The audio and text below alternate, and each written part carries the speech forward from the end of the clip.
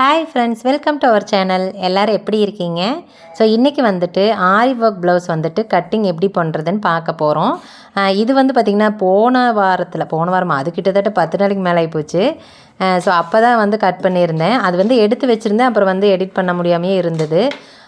So இன்றைக்கி வந்துட்டு அதை தான் வந்து காட்ட போகிறேன். என்னென்னா உங்களுக்கு வந்துட்டு வாய்ஸாக சொல்லி வந்துட்டு எப்படி சொல்கிறது, நான் நார்மலாக கட்டிங் வீடியோ போடுவேன் இல்லைங்களா, அந்த மாதிரி போடலை. நான் எப்படி பிளான் பண்ணியிருந்தேன் அப்படின்னா, இது வந்துட்டு கட்டிங்கு, அதுக்கப்புறம் அதை எப்படி ஸ்டிச் பண்ணுறோம் அப்படின்னு சொல்லிட்டு ரெண்டுமே காட்டலான்னு தான் பிளான் பண்ணியிருந்தேன். ஆனால் எடுத்தும் இருந்தேன். அது நாம் கையில் ஃபோன் வச்சு எடுத்தால் கொஞ்சம் நல்லா நீட்டாக தெரியும்.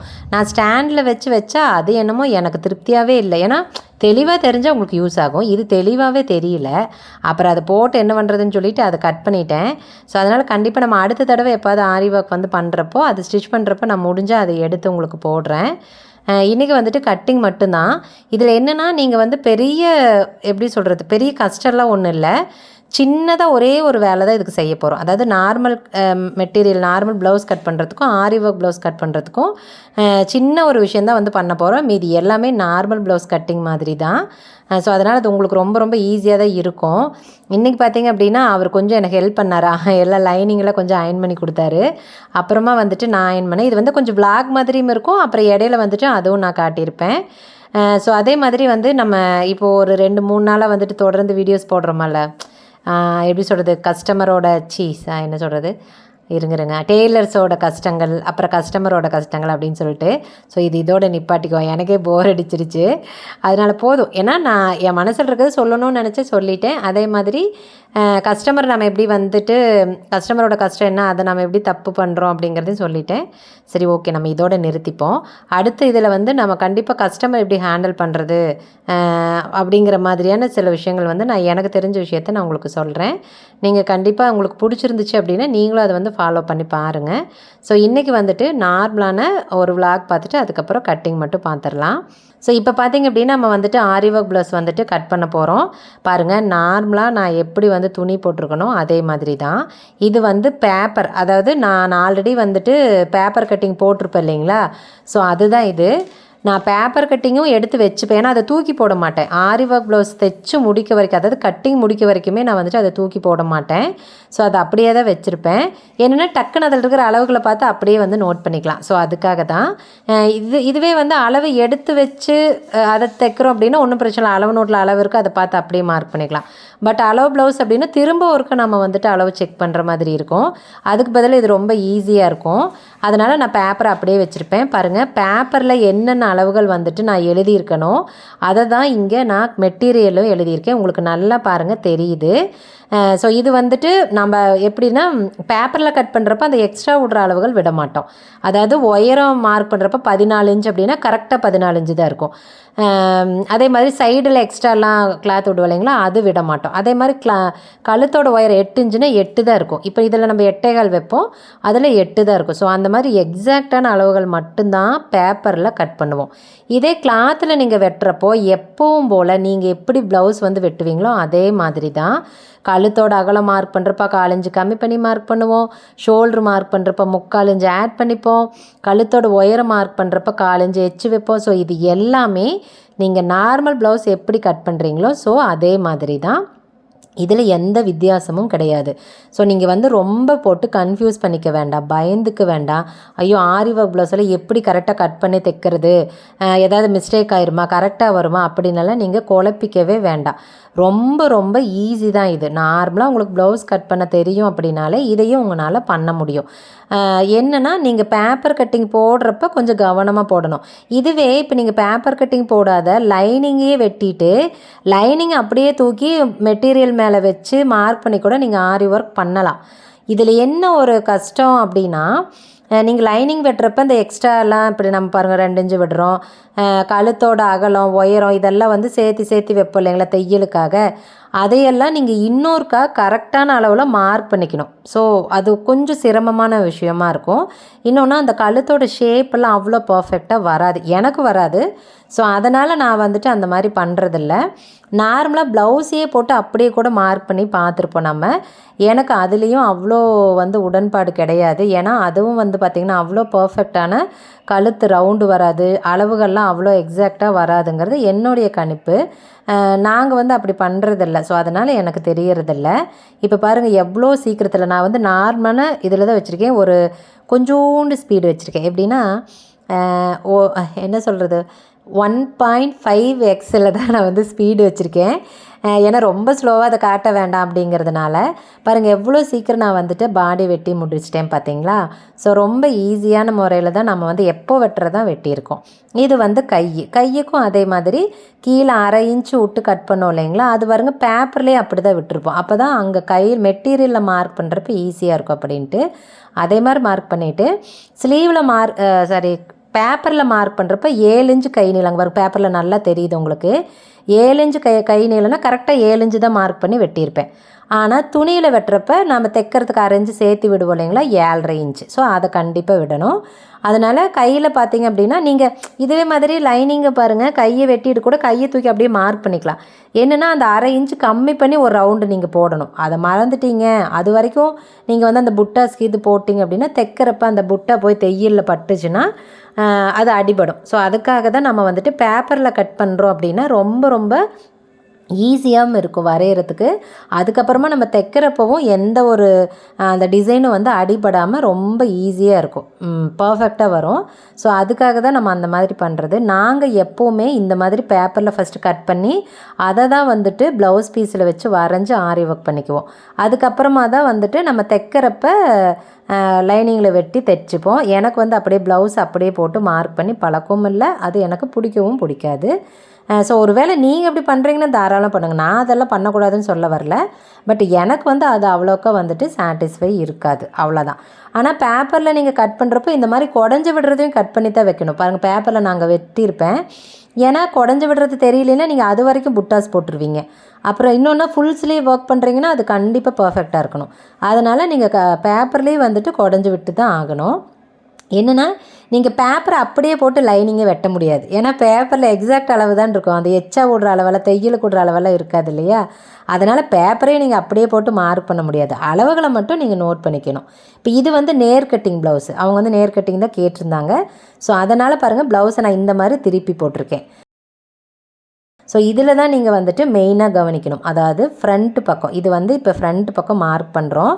ரொம்ப ரொம்ப சின்ன விஷயம். நிறைய பேர்த்துக்கு வந்துட்டு ஆரி ஒர்க் ப்ளவுஸை வெட்டுறதுல என்ன ஒரு பிரச்சனை அப்படின்னா, ஃப்ரண்ட்டு கழுத்தை வந்து எப்படி வெட்டணும், எப்படி கரெக்டாக அந்த ரவுண்டு கொண்டு வர முடியும் அப்படின்னு தெரியவே தெரியாது. ரொம்ப ரொம்ப சிம்பிளான ஒரு விஷயம். இதை தெரிஞ்சிட்டிங்கனாவே உங்களுக்கு வந்துட்டு ஆரி ஒர்க் ப்ளவுஸ் ரொம்ப ரொம்ப ஈஸி தான் கட் பண்ணுறது.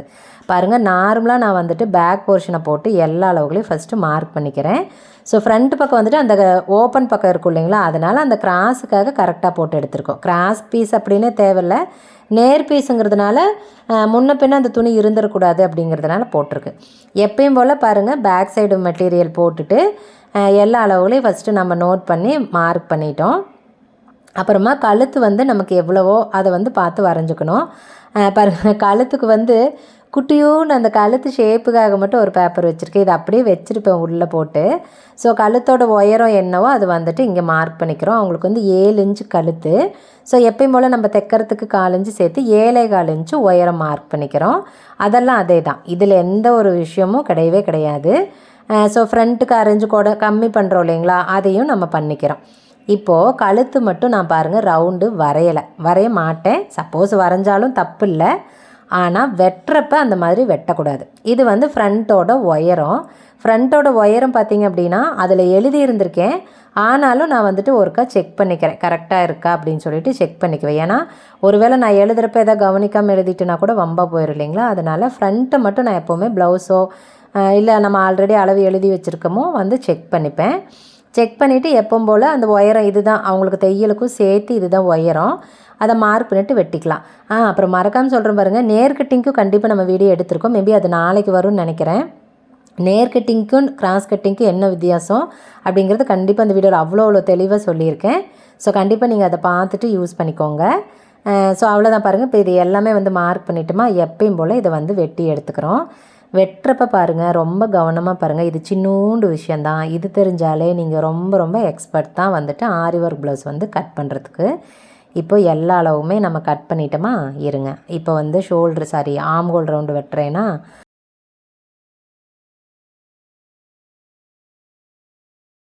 அடுத்தது பாருங்கள், கழுத்து வெட்டலை தெரியுதா? அந்த இடத்துல அந்த 1/2 இன்ச் கம்மி பண்ணியிருக்கோம் பாருங்கள். அது வரைக்கும் கொஞ்சமாக அந்த கழுத்துக்கிட்ட வெட்டி விட்டுட்டு அந்த 1/2 இன்ச்சு கம்மி பண்ணின அகலத்தை நம்ம வந்து வெட்டி எடுத்துடுறோம். ஸோ இங்கே பாருங்கள், துணி அப்படியே தான் இருக்கும். இதை வந்து நம்ம வெட்டவே மாட்டோம். இதை நல்லா கவனிச்சுக்கோங்க. ஏன்னா இதை வெட்டிட்டீங்க அப்படின்னா நம்ம ஆரி ஒர்க்குக்கு மார்க் பண்ணுறப்போ ஒரு மாதிரி ரவுண்டு போட்டிருப்போம். இப்போ ஒரு மாதிரி ரவுண்டு போட்டோம் அப்படின்னா அதில் தான் நமக்கு வந்து மிஸ்டேக் ஆகும். இப்போ என்ன பண்ணுறேன்னா அந்த ஃப்ரண்ட் வெட்டுறப்போ கொஞ்சம் சரியாக வெட்டாமல் விட்டுட்டேன். அதனால் அதை கஷ்டப்பட்டு திரும்ப அதை வந்து சரியாக வெட்டிகிட்ருக்கேன். அவ்வளோதான். ஸோ அதே மாதிரி நம்ம மேலே பார்த்திங்கன்னா அந்த கழுத்தோட அகலம் தெரியணுங்கிறதுக்காக ஒரு அர்க்கத் பண்ணிக்கிறோம். ஸோ இந்த இடத்துல தான் கழுத்து வரணும். ஸோ அதுக்காக அந்த அளவு வந்துட்டு அர்க்கத் பண்ணிக்கிட்டோம். அப்புறம் மற்றபடி பார்த்திங்கன்னா அந்த சென்ட்ரு பார்த்து கிராஸு வெட்டுவோம் இல்லைங்களா, அதெல்லாம் எப்பவும் போல் தான் நான் வெட்டிக்க போகிறேன். இப்போ என்ன அப்படின்னா கழுத்து ஏன் இது இப்படி வெட்டாமல் விடுறோம் அப்படின்னா, அதை நான் முன்னாடி சொன்ன மாதிரி கழுத்தோட அகலம் வந்துட்டு நம்ம பேப்பரில் ஒரு மாதிரி ரவுண்ட் போட்டிருப்போம். இங்கே ஒரு மாதிரி ரவுண்ட் போடுவோம். நீங்கள் கேட்கல ஏங்க்கா அதுக்கு அந்த பேப்பரே எடுத்து வச்சு அப்படியே அழுங்காத வரைஞ்சிக்கலாம் இல்லைங்க்கா அப்படின்ட்டு. அப்படி பண்ண முடியாது. ஏன்னா பேப்பரில் வந்து கழுத்தோட எக்ஸாக்ட் அளவு தான் வெட்டியிருப்போம். அதாவது 7 இன்ச்சு உயரம் தான் வெட்டியிருக்கேன். ஆனால் இப்போ துணியில் பாருங்கள் 7.25 இன்ச்சு உயரம் வெட்டியிருக்கேன். அப்போ எப்படி அதை வச்சு கரெக்டாக பண்ண முடியும்? அதனால் நான் அந்த மாதிரியெல்லாம் பண்ணவே மாட்டேன். ஸோ அது தேவையும் இல்லை நம்மளுக்கு. அதனால் இப்போ வந்து நான் கழுத்தை வெட்டாமல் அப்படியே விட்டுருவேன். அவங்க எடுத்து வச்சு ப்ளவுஸு தைக்கிறப்ப கரெக்டாக அந்த ஆரி ஒர்க் எங்கே ஸ்டார்ட் ஆகுதோ அது வந்து இங்கே கழுத்தோடு அகலம் ஆர்கட் பண்ணியிருக்கேன் பாருங்கள். அந்த இடத்துல இருக்கிற மாதிரி வச்சு கரெக்டாக அவங்க வந்து அந்த ரவுண்டு நான் எந்த ரவுண்டில் வந்து ஒர்க் பண்ணியிருக்கேனோ அந்த ரவுண்டில் அவங்க வந்து ஸ்டிச் பண்ணி எடுத்துப்பாங்க. ஸோ அவ்வளோதான். ரொம்ப ஈஸியான மெத்தேடு, ரொம்ப கரெக்டாக இருக்கிற மெத்தேடு. எனக்கு தெரிஞ்சு இது வந்து எனக்கு கரெக்டாக இருக்குது. நீங்கள் ஒரு வேளை எப்படி வெட்டுறீங்கன்னு எனக்கு தெரியல. ஒரு வேளை நீங்கள் வெட்டுறது இது வரைக்கும் உங்களுக்கு கரெக்டாக தான் வந்திருக்குன்னா அதை கூட ஃபாலோ பண்ணிக்கோங்க. நான் சொல்கிறது அப்படியே தான் நீங்கள் கேட்கணுன்னால எதுவுமே கிடையாது. பாருங்கள், இப்போ வெட்டிட்டு பேப்பரை தூக்கி போட்டேன். ஏன்னா இதுக்கு மேலே நமக்கு தேவையில்லை. இப்போ வந்து ப்ளவுஸ் பீஸ் மேலே போட்டு வெட்டுறேன். இது பாருங்கள் நேர் கட்டிங் அப்படிங்கிறதுனால கழுத்து வந்துட்டு ஃப்ரண்ட் நெக் வந்துட்டு இந்த மாதிரி நேராக போட்டிருக்கோம். இது பார்த்துருப்பீங்க, இது ஷார்ட்ஸ்லேயே இந்த டிசைன் வந்திருக்கும் பாருங்கள். எவ்வளோ நாள் ஆச்சுன்னு இதை எடுத்துகிட்டு. ஸோ போடாமையே இருந்துட்டேன். இப்போ என்ன ஃபஸ்ட்டு கையை வெட்டி எடுத்துக்குவேன். கையை வெட்டிட்டு அதுக்கப்புறம் தான் நெக்குக்கு வருவேன். கையை வெட்டுறப்போ அந்த கரை 2 பக்கம் வந்து கரெக்டாக இருக்கிற மாதிரி செக் பண்ணி போட்டுட்டு தான் கை வெட்டணும். கொஞ்சம் தாத்தியமாக இருந்துச்சுன்னா துணி டிசைன் மாறி போயிடும், துணி பத்தாமல் போயிடும். ஸோ அதனால் கைக்கு கரெக்டாக துணி போட்டு அப்படியே நம்ம வந்து ஸ்ட்ரைட்டாக வெட்டி எடுத்துக்கணும். இது வந்து ஒரு வேளை சின்ன கையாக தான் இருக்குது, உங்களுக்கு இந்த மாதிரி ஜாயிண்ட் இல்லைன்னா கூட நீங்கள் ஸ்ட்ரெயிட்டாகவே வெட்டிக்கோங்க, ஒன்றும் பிரச்சனை கிடையாது. எடுத்துகிட்டு இப்போ வந்து பேக் சைடு போடுறேன். ஸோ அப்படி திருப்பி போட்டால் கொஞ்சம் வெட்டுறதுக்கு ஈஸியாக இருக்கும். உங்களுக்கு வீடியோவில் தெரியுங்கிறதுனால மெயினாக அந்த மாதிரி போட்டேன். இல்லாட்டின்னு இந்த பக்கம் போட்டு தான் வெட்டியிருப்பேன். இந்த பக்கம் போட்டால் வீடியோவில் தெரியாது இல்லையா, அதனால் அப்படி போட்டு வெட்டினேன். பாருங்கள், இப்போ வந்து கழுத்தை வந்து சென்ட்ரு கரெக்டாக பார்த்து வச்சு தான் நீங்கள் லைனிங்கை மேலே வச்சு வெட்டணும். சப்போஸ் சென்ட்ரு கரெக்டாக இல்லாமல் லைனிங் வெட்டிட்டீங்க அப்படின்னா மறுபடியும் லைனிங்கு சென்ட்ரு வச்சு தைக்கிறப்போ சைடில் இருக்கிற துணி பத்தாமல் போயிடும். ஒரு பக்கம் கரெக்டாக இருக்கும், ஒரு பக்கம் பத்தாமல் போயிடும். ஸோ அதனால் கரெக்டாக சென்ட்ரு பார்த்துக்கோங்க. அதாவது இப்படி நீங்கள் தொட்டு பார்க்குறப்ப அந்த மேலே இருக்கிற பீடு இருக்குதுன்னா கீழே இருக்கிற துணியிலே அந்த இடத்துல தான் பீடு இருக்கணும். கொஞ்சம் தள்ளி இருந்துச்சு அப்படின்னா தள்ளி டிசைன் வந்து தள்ளி இருக்குதுன்னு அர்த்தம். ஸோ துணியை வந்து நீங்கள் கரெக்டாக சென்டராக போட்டுக்கணும், அவ்வளோதான். அதே மாதிரி லைனிங்கில் நீங்கள் வெட்டுறப்ப கழுத்து வெட்டக்கூடாது. அது நார்மலாக நம்மளுக்கு தெரியும் கழுத்து வெட்டக்கூடாதுன்னு சொல்லிட்டு. ஸோ வெட்டி எடுத்துகிட்டு இந்த மாதிரி நமக்கு எப்போது நம்ம எப்படி லைனிங்கை மேலே போட்டு வெட்டுவோமோ சேம் அதே மாதிரி தான் வெட்டுறோம். இதுலேயும் எந்த ஒரு வித்தியாசமும் கிடையாது. மெயினாக வந்துட்டு லைனிங் ப்ளவுஸுக்கும் அதாவது சாதாவாக தைக்கிற வெட்டுற ப்ளவுஸுக்கும் ஆரி ஒர்க் வெட்டுற ப்ளவுஸுக்கும் அந்த முன்கழுத்தை நீங்கள் வெட்டாமல் வெட்டணும். அதே மாதிரி அளவுகளை வந்துட்டு நீங்கள் கரெக்டாக வைக்கணும். அதுதான் விஷயமே. இதை தவிர வேறு ஒன்றுமே இல்லை. இது பாருங்கள் ஸ்ட்ரெயிட்டாக இருக்கா.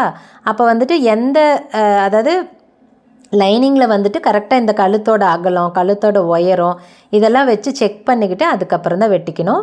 அதே மாதிரி அடியில் இருக்கிற பீஸும் வந்துட்டு கரெக்டாக இருக்கான்னு சொல்லி பார்த்துக்கணும். பார்த்துட்டு தான் நீங்கள் வந்துட்டு வைக்கணும். அதை கவனமாக பார்த்துக்கோங்க.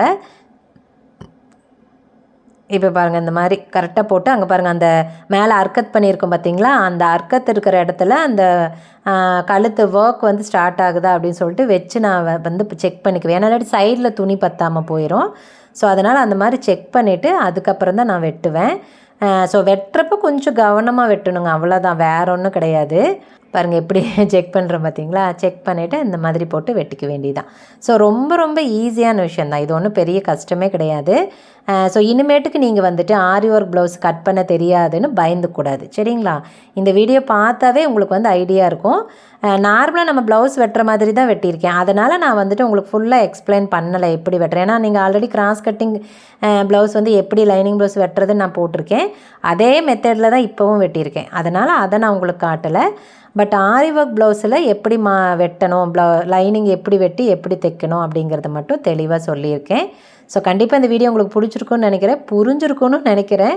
ஒருவேளை ஏதாவது டவுட் இருந்துச்சு அப்படின்னா எனக்கு வந்துட்டு கமெண்ட்டில் கேளுங்க, வாட்ஸ்அப் பண்ணுங்கள், ஓகேங்களா? கண்டிப்பாக இந்த வீடியோ பிடிச்சிருந்தா லைக் பண்ணுங்கள், ஃப்ரெண்ட்ஸ்க்கெல்லாம் ஷேர் பண்ணுங்கள். மெயினாக நம்ம சேனலை சப்ஸ்கிரைப் பண்ணால் மறக்காதீங்க. பாய், அடுத்த வீடியோவில் பார்க்கலாம்.